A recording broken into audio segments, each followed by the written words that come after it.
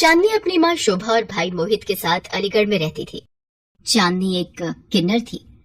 मोहित मालिनी नाम की एक लड़की से प्यार करता था और उससे शादी करके घर ले आता है। एक दिन, माँ जी, अगर चांदनी एक किन्नर है तो आपने इस बात को छुपाकर क्यों रखा हुआ है? आपको पता है किन्नर सिर्फ अपने समाज के लोगों के साथ ही रहते हैं। मालिनी बहू, चांदनी मेरी बेटी है, मेरे दिल का टुकड़ा है और दिल को काटकर भला मैं कैसे फेंक दूं? आज कह दिया, बाकी से ना कहना। मुझे ही इस चांदनी का कुछ करना होगा, वरना ये किन्नर जब तक इस घर में रहेगी मुझे चैन नहीं मिलेगा। मालिनी चांदनी से बहुत ही ईर्ष्या भाव रख रही थी। वो चाहती थी कि किसी तरह चांदनी से पीछा छूट जाए। इसके लिए वो उपाय सोचने लगी। एक दिन, मोहित, ये बात तुम भी जानते हो, कल हमारे भी बच्चे होंगे और एक किन्नर हमारे घर का हिस्सा बनकर रहेगी तो हमारे आने वाले कल पर भी बुरा असर होगा। मैं सोच रही हूँ अगर हम चांदनी की शादी कर दे तो हमारी परेशानी खत्म हो जाएगी और चांदनी के रूप में ये मुसीबत भी इस घर से चली जाएगी। पर चांदनी से शादी करेगा कौन? कोई भी लड़का एक किन्नर से शादी के लिए कभी हाँ नहीं करेगा। है एक लड़का मेरी नजर में, पर दोनों पैर से अपाहिज है। एक एक्सीडेंट में उसकी दोनों टांगे खराब हो गई थी। पर एक अपाहिज के साथ माँ इस रिश्ते को नहीं मानेंगी। तो उनकी बेटी भी तो किन्नर है, कोई भला लड़का पूरी जिंदगी नहीं मिलने वाला। अब चांदनी की शादी इसी लड़के से होगी, वरना मैं इस किन्नर को अपने घर में नहीं रखूंगी। शोभा ये सब सुन लेती है और रोने लगती है। मोहित, तू अपनी बहन की शादी एक अपाहिज लड़के से कर देगा? माँ, तो मैं भी क्या करूँ? मेरा अपना भी परिवार है। मालिनी ने लड़का देख लिया है, अब बस चांदनी की शादी कर दो। माँ, मैं इस शादी के लिए तैयार हूँ, तुम अपने आप को कष्ट मत दो। मोहित भैया, मालिनी भाभी, आप मेरी तरफ से हाँ कर दो।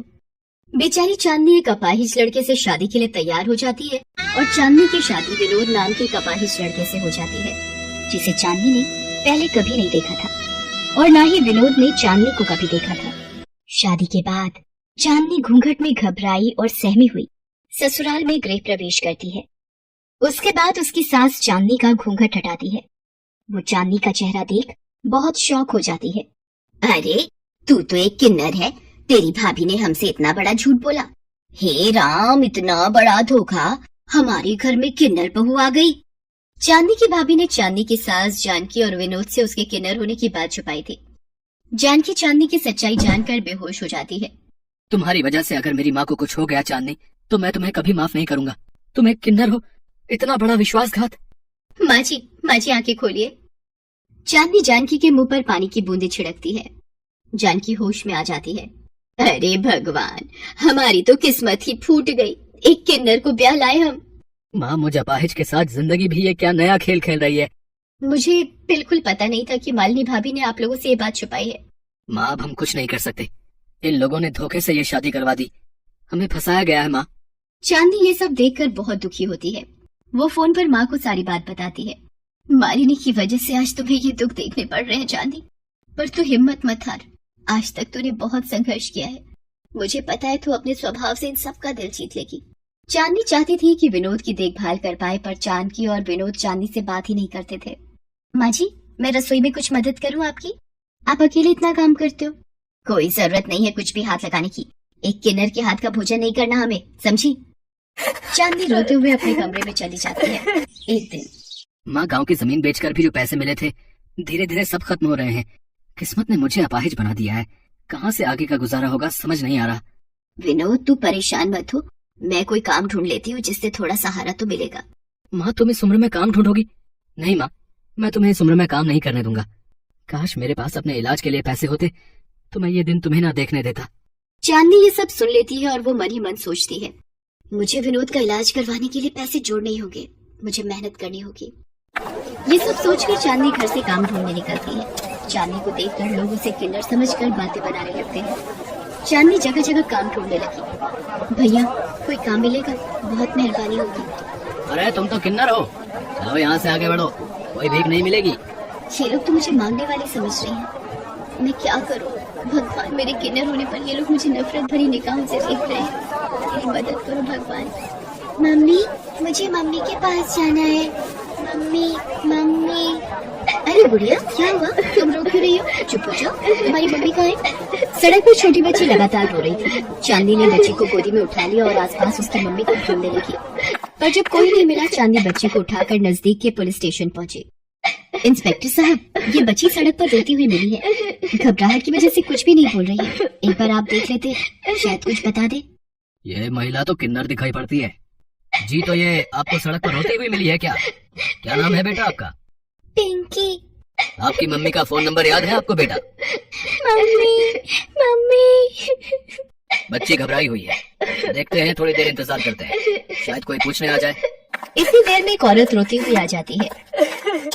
इंस्पेक्टर साहब, मेरी बच्ची, मेरी पिंकी कहीं गुम हो गई है। मेरा ध्यान दुकान से सामान खरीदने में था, पता नहीं कब उसने हाथ छुड़ा लिया। वो रही आपकी पिंकी, उन मैडम की गोद में। मम्मा, मम्मा। मेरी बच्ची, मेरी पिंकी, आज तो गायब क्या हुई? मेरी तो सांसें ही रुक गई। मेरी गुड़िया कहाँ हाथ छुड़ा कर निकल गई थी तुम मेरे बच्चे?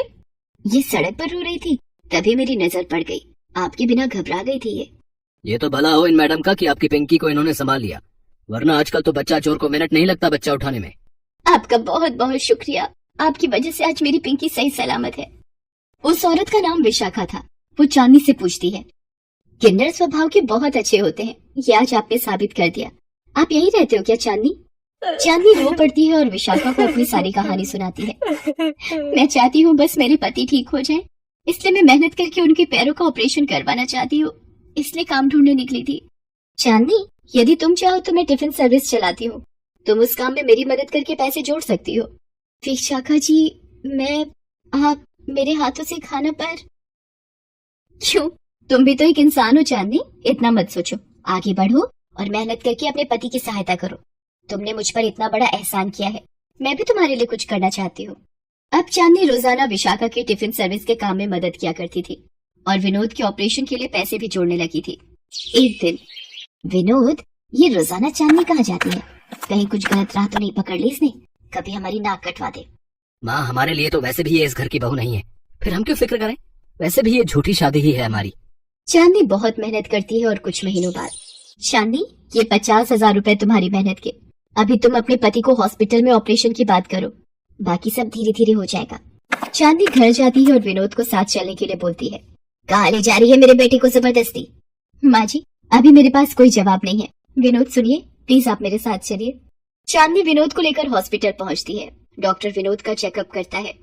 इनके पैर ठीक हो जाएंगे, बस एक ऑपरेशन करना होगा अगले हफ्ते। आप पैसों की चिंता मत कीजिए। तभी विशाखा भी आ जाती है। जानकी जी, आपकी बहू बहुत मेहनती है, इसने दिन रात एक करके टिफिन सर्विस से पैसे कमाए हैं ताकि आपके बेटे का ऑपरेशन करवा सके। ये सब सुनकर जानकी और विनोद बहुत दुखी होते हैं कि वो चांदनी के बारे में कितना गलत सोच रहे थे। कुछ दिनों बाद विनोद ठीक हो जाता है और फिर से काम करने लगता है।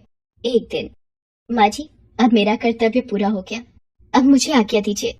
मैं नहीं चाहती कि मुझ किन्नर का साया भी आप लोगों के पास मंडराए। नहीं बहू, तुम इस घर की लक्ष्मी हो, तुम्हारी वजह से ही विनोद ठीक हुआ है बहू। चांदनी, क्या इसीलिए 7 फेरे लिए थे और सारी उम्र साथ निभाने का वादा किया था कि एक दिन मुझे छोड़कर चली जाओ? नहीं विनोद जी, नहीं। माँ जी, मैं भी आप लोगों के बिना नहीं रह सकती। उस दिन के बाद जानकी ने चांदनी को बहू का दर्जा दे दिया। विनोद भी उसे अब अपनी पत्नी मान चुका था। पूरे समाज के सामने जानकी और विनोद ने चांदनी को अपने घर के सदस्य माना। ये बात जब चांदनी की माँ को पता चली तो वो भी बहुत खुश थी। मोहित और मालिनी बहुत शर्मिंदा थे।